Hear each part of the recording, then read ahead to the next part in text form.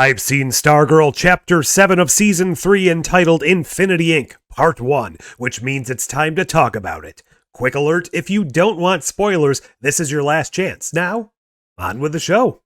I think we have finally gotten to the place where I was assuming we were going to be starting with this season, and I don't mean that in a harshly negative way. I have been enjoying the slow burn of this attempted murder mystery coupled with interpersonal issues of the characters this season, but it really isn't feeling the way that season 1 or 2 did. It's a hell of a lot more of a slow burn, and that may not be your thing. For me personally, I am still enjoying it. I just thought things would have been pretty epic right out of the gate based on where we left off last year. This episode starts out with some humor in a pretty dark place. That's one thing I kind of really like about this show, and I don't know if I can really articulate it well, but it kind of simultaneously deals with dark subject matters, but still retains a sort of whimsical and optimistic humorous side. It doesn't really shy away from death or serious implications of evil or damage taken from battles, but it definitely exists in a setting that's a bit less hyper-realistic. I guess if I would have to explain it, it's kind of like an idealized 2022 filtered through the lens of the 1950s. I don't know if that really makes sense, and I don't know where I'm going with this point, so let's get back to the episode. We left last episode with a big rift having been formed not only between the main characters on her team, but also with Cindy, who was already pretty tenuously connected to begin with. However, the revelation of the whole slew of monitoring devices being placed around town, mostly in the locations related to the JSA and ISA, that is somewhat put on the back burner while they deal with it, but it hasn't entirely been forgotten because it does still play into this episode. We see that our characters are attempting to act as if nothing is wrong, and it's pretty fun to see this because they are way over the top. They couldn't really be expected to fool anyone with the way they're acting.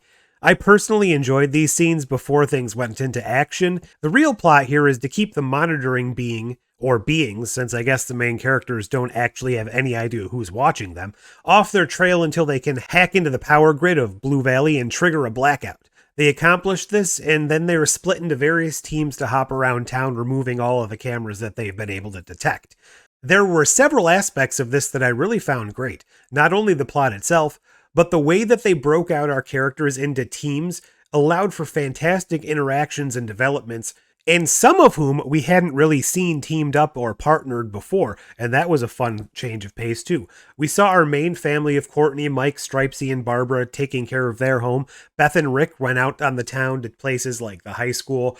Yolanda was working her cover shift at the diner, and Sylvester was kind of quarterbacking the whole thing from off-site on a radio.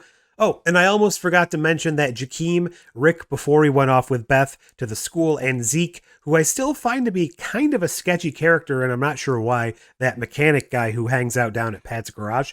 They were hanging at Pat's garage, and this is important to me because we got to see Jakeem outside of that double act that we've seen all season of him and Mike with the genie, and I think that's very important for his personal growth.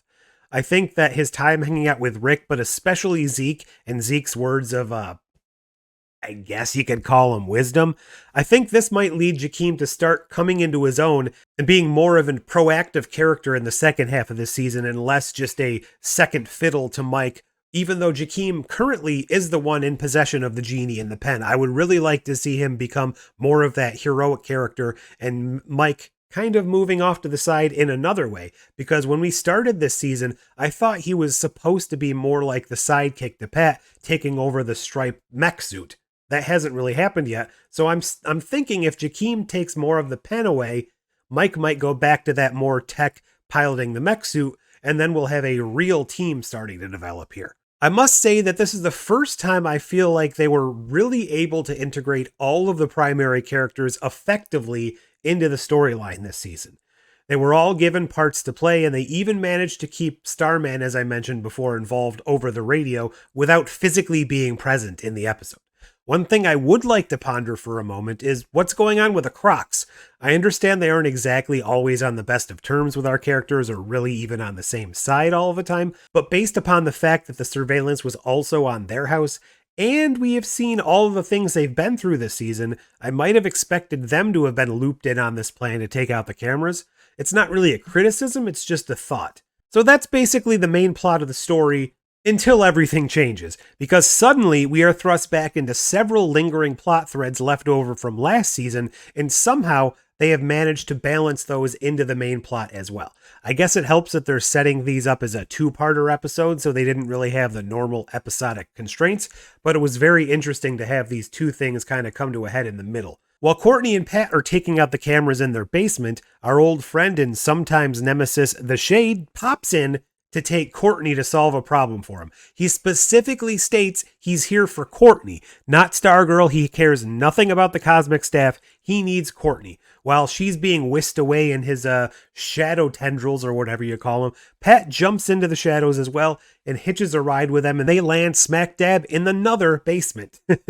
This one complete with Jade, or Jenny, I guess we should call her by a real name. That's right, we're finally following up on the long-teased quest for her lost brother. This episode actually started with a flashback to the scene where we first met Jenny coming out of the orphanage when she turned 18, getting the artifacts from her prior life, finding her father's Green Lantern ring, and coming into possession of her own powers.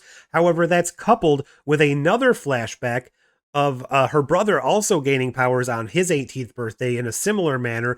His powers seem to sort of be the opposite. He's got darkness kind of coming out of him in a tendrilized way, sort of similar to the powers we've seen with the Shade, except they seem more sinister and less controlled. That was a very interesting way to open this episode. Speaking of the Shade, we also see a flashback to a scene from last season, back when they were fighting Eclipso, and a small amount of black goo got into Jenny's Green Lantern ring.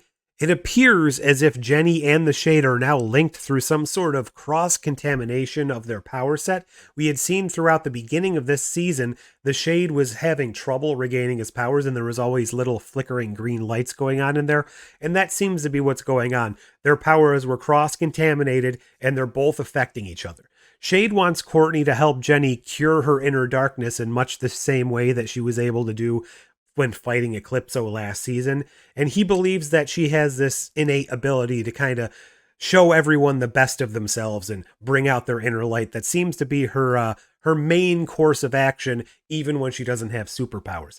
Jenny will only do this and relent to this whole thing going on if the whole group here will help her rescue her brother, because she has finally tracked him down. He is being held captive in the Helix Institute, which is another lingering thread revisited, and they just happen to be in the basement of this institution.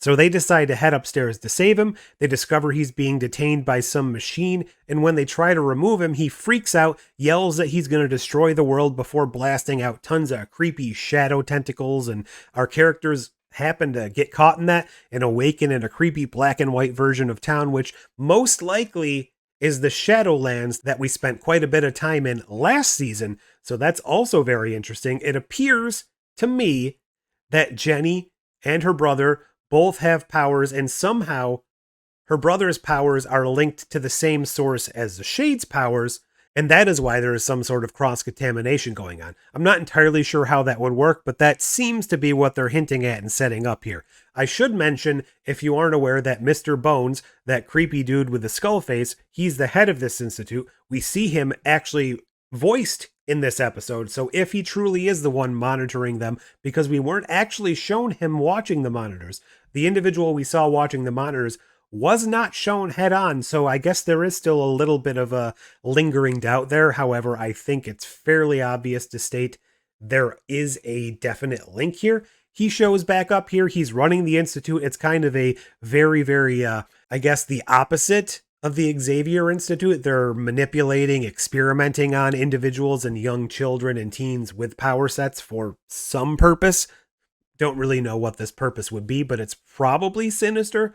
So that kind of leads us to believe we're going to have to fight this institute of other beings while simultaneously putting a team together. This is a hell of an episode, in my opinion, especially if you've been a fan of this show from the beginning. It's really starting to look like we might finally be on our way to creating that full-fledged new JSA as we were teased back in the very start of the show. We've obviously cobbled together several good candidates at this part, but we really haven't had a full assemblage of a team yet, and it looks like by rescuing Jenny and her brother, Jakeem coming into his own, Mike maybe going back to the stripesy mech suit, And who knows, maybe we'll get some version of the Flash coming in, or another Dr. Fate or something.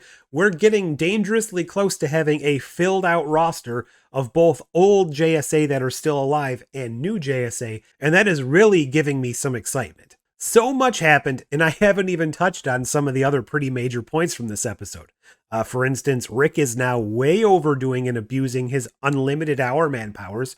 That likely won't end well, and Yolanda finally decided to take a stand against her overbearing mother, and well, she was kicked out. She needed to move in with Courtney and her family, and of course, this happened just after the whole team had this falling out, and she is not currently on good terms with Courtney. So I'm sure once things are resolved with this main storyline and things kind of go back to normal, the situation of Yolanda living with Courtney, it's not necessarily going to start on good terms, but I do believe that's going to lead them to their eventual reconciliation, because come on, they're not going to stay mad at each other forever. It really feels like we're gearing up for something special here. If you haven't really been enjoying the slow build-up murder mystery plot of this season, I do believe that we are finally getting into the thick of things, so just stick with it at this point if you haven't been feeling the show up to now. But what are your thoughts on Stargirl? Are you really happy with this direction, or has this season been more of a miss for you?